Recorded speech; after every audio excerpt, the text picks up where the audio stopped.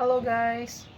I got my ARC and passport. So ito yung hinihintay natin para makapag-apply ako ng ATM Visa card. So pupunta tayo ngayon dito sa may likod namin kasi may post office dyan. And this is my salary. Ayan. Ayan. This is my salary.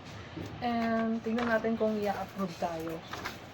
Siyempre, dadalhin na natin yung mga kailangan, Sabi nila, passport daw na old. So, dadalhin ko na din to para sure.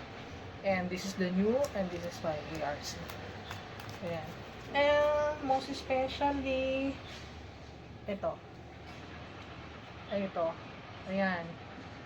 Hopefully, ma-approve tayo, para mapalitan ng ating ARC at magkaroon tayo ng blue badge sa Facebook.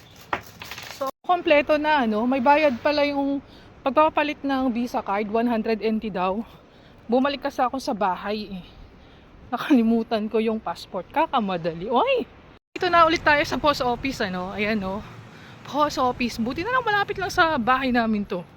Nag-aalala pa nga ako. Akala ko hindi na ma-approve kasi nga doon ako sa Nanggang dati nag-apply.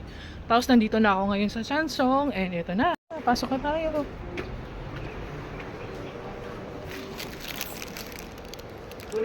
Green. Green. So, ito na. So, kailangan natin to passport, ARC, pera, insyang, number. Ayan. Ang tagal ng usad, 106 pa ako. Ang tagal ng usad. Sa wakas, malapit na tayo. 3 na lang. Sa wakas, Lord. Diyos ko, Lord. Malapit na tayo. 106. Malapit na ako, Lord. Ay, nako. Pagkatapos itong lalaki na to, ako na. Oh my God.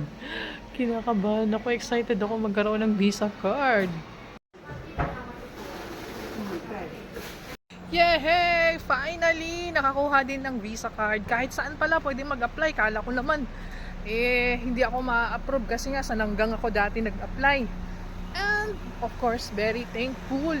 Kasi nga, sa loob ng 30 minutes, meron na akong Visa card. Excited na ako.